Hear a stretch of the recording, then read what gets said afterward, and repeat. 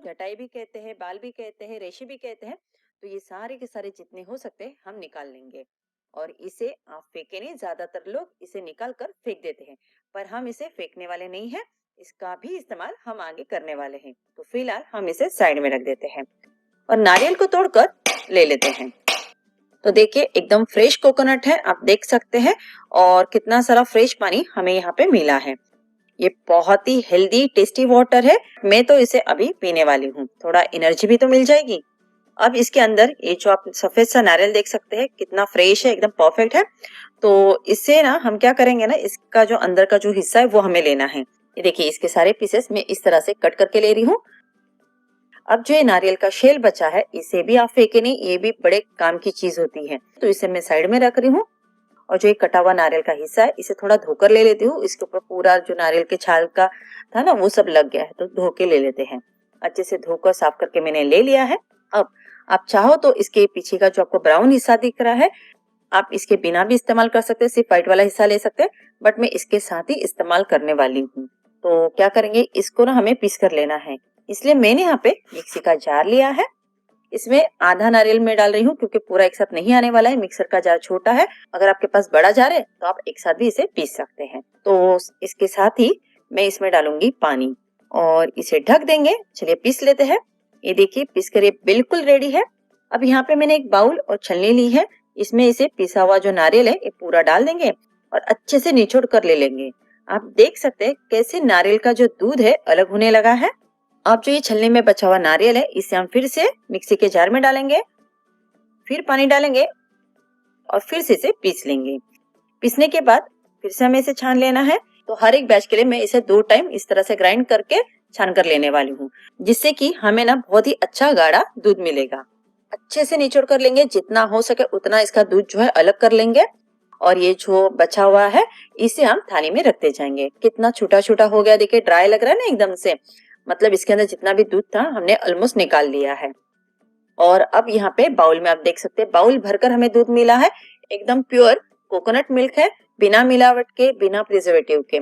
आप इस बने हुए कोकोनट मिल्क से सिर्फ मिठाई खीर ही नहीं बल्कि सब्जी करी बनाने में, फेस वॉश बनाने में, फेस पैक बनाने में, बॉडी वॉश बनाने के लिए, हेयर पैक बनाने के लिए, कई तरह से बनाने के लिए इस्तेमाल कर सकते हैं। बहुत ही हेल्दी होता है ये। तो फिलहाल अब ये जो कोकोनट मिल्क है इसे मैं फ्रिज में रख रही हूँ 6 घंटे के लिए। हमने निचोड़ के लिया हुआ है ना नारियल, इसे इसमें डाल देंगे और एकदम आंच को जो है धीमा रखेंगे और इस तरह से चलाते हुए उसे सुखा कर ले लेंगे। ध्यान रहे आंच को एकदम धीमा ही रखना बहुत जरूरी है। इसका कलर ना तो एक तो चेंज होना चाहिए और ना ही ये जलना चाहिए। इसे बस इतना ही भूनना है कि इसके अंदर की जो भी नमी है ना वो पूरी तरह से खत्म हो जाए और ये अच्छे से ड्राई भी हो जाए। अब आप देख सकते हैं एकदम खिला खिला बना है, नमी भी नहीं है और पाउडर की तरह लग रहा है। बिल्कुल इसमें गुठलियां तक नहीं है और ये जला भी नहीं है और ना ही इसका कलर चेंज हुआ है। बस अब गैस को कर देंगे ऑफ। ये हमारा डेसिकेटेड कोकोनट बनकर रेडी है। अक्सर हम इसे मार्केट से खरीद के लाते हैं, पर इसे घर पर बनाना बहुत ही आसान है। आप इसे ठंडा होने के बाद किसी भी एयरटाइट कंटेनर में भरकर आराम से 6 से 7 महीने के लिए स्टोर करके रख सकते हैं। बिल्कुल भी ये खराब नहीं होता है। तो ये हमारा डेसिकेटेड कोकोनट भी बनके रेडी हो गया है। अब यहाँ पे 6 घंटे हो गए थे जिस दूध को हमने फ्रिज में रखा था और अभी आप देख सकते हैं पानी एकदम अलग हो गया है और सारी क्रीम जो है ऊपर सतह पे आ गई है। तो हमें यहाँ पे सिर्फ क्रीम का इस्तेमाल करना है। तो ये जो क्रीम है इसे सिर्फ निकाल लेते हैं और कढ़ाई में डालते जाएंगे। ये जो पानी है आपको नजर आ रहा है ये हमें नहीं लेना है।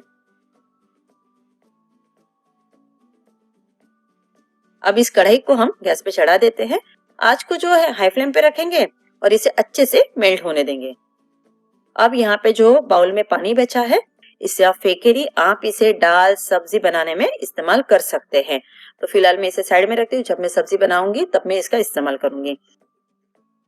और यहाँ पे आप देख सकते हैं कि जो क्रीम है यानी जो मलाई हमने निकाल के ली थी वो पूरी तरह से मेल्ट हो गई है और इसमें अच्छा खासा उबाल भी आ गया है। अब उबाल आने के बाद गैस का जो फ्लेम है हम एकदम धीमा कर देंगे और इसे तब तक पकाएंगे जब तक कि ये जो मलाई है एकदम गाढ़ी ना हो जाए, एकदम दानेदार ना हो जाए और इसमें से तेल ना अलग हो जाए।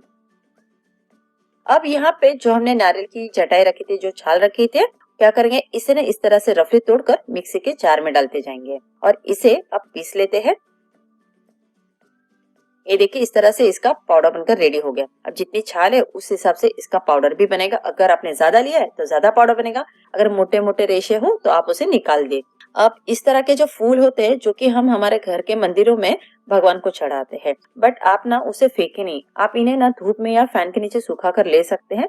ये देखिए इस तरह से सूखने के बाद कुछ हो जाते हैं। ये मैं यहाँ पे ना ड्राई सूखे हुए जो गुलाब के पंखुड़िया वो ले रही हूँ और साथ में मैं गेंदे का फूल है वो भी ले रही हूँ, सुखा कर लिया था। तो आपके पास जो भी फूल होंगे जो अपने भगवान को चढ़ाए होंगे वो आप यहाँ पे ले सकते हैं। आपको अलग से फूल खरीदने की कोई जरूरत नहीं है स्पेशली। अब इसमें हम एक बड़ा चम्मच लोबान, जो कि आपको मार्केट में आसानी से मिल जाएगा, जहाँ पे भगवान की सारी सामग्री मिलती है वहाँ पे लोबान आसानी से मिल जाता है। एक बड़ा चम्मच कपूर, 4 से 5 मैंने लौंग ली है, 2 से 3 तेज पत्ते हैं, इसे भी तोड़कर डालेंगे और फिर से इसे पीस लेंगे एक साथ। देखिए पीसने के बाद कुछ इस तरह से नजर आ रहा है और हल्के हल्के आपको इसमें गुलाब की पंखुड़ियां भी नजर आ रही होंगी। तो अब फिलहाल इसे हम प्लेट में निकाल लेते हैं। इसमें हमें कुछ और इंग्रेडिएंट्स भी मिलाने हैं। तो इसके लिए सबसे पहले मैं डाल रही हूँ 1 बड़ा चम्मच चंदन का पाउडर। अगर ये ना हो तो आप जो संतरे का छिलका होता है ना उसका पाउडर भी ले सकते हैं। साथ में 1 छोटा चम्मच हनी डालेंगे, बहुत ज्यादा नहीं डालना है। 1 छोटा चम्मच हम डालेंगे घी और 1 छोटा चम्मच ही मैं यहाँ पे तिल का तेल ले रही हूँ। तिल का तेल नहीं है तो आप नॉर्मल कोई ऑयल भी ले सकते हैं या फिर घी की क्वांटिटी बढ़ा सकते हैं। 2 से 3 बड़े चम्मच मैं गेहूं का आटा भी डाल रही हूँ। जी हाँ, ये गेहूं का आटा है, नॉर्मल जो हम रोटियां घर पे बनाते हैं वही वाला। और साथ में यहाँ पे मैं 2 से 3 बड़े चम्मच गंगा जल भी मिलाने वाली हूँ। मैं जब उत्तराखंड गई थी ना तब मैंने ना वहां से ही गंगा जल लाया था, तो वो ले रही हूँ। अगर आपके पास गंगा जल नहीं है तो आप यहाँ पे रोज वाटर का भी इस्तेमाल कर सकते हैं। अब सारी चीजों को अच्छे से मिला देंगे और जैसा आटा गूंथते हैं बस वैसे ही इसे गूंथ लेना है। इतनी बढ़िया खुशबू आ रही है, मैं आपको बता नहीं सकती। अगर आपके पास इसमें से कुछ चीजें ना भी हो तो कोई बात नहीं, आप थोड़ी बहुत चीजें कम ज्यादा कर सकते हैं। तो डो बिल्कुल यहाँ पे रेडी है।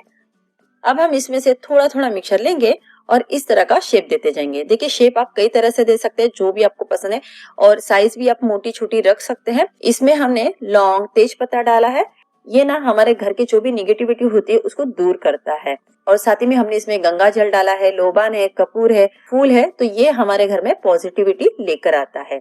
देखिए ये हमारा पहला जो है बनके रेडी है धूप बत्ती। इसे हम साइड में रखते हैं। कितना आसान है इसे बनाना। अगर आपको हाथों से नहीं जम रहा है तो आप कोई भी मोल्ड ले सकते हैं और उस मोल्ड के हिसाब से इसे शेप दे सकते हैं। अक्सर हम इसे मार्केट से खरीद के लाते हैं, जबकि ये सारी चीजें हमारे घर में अवेलेबल होती है और हम ये घर पे बहुत ही आसानी से इस धूप बत्ती को बना सकते हैं।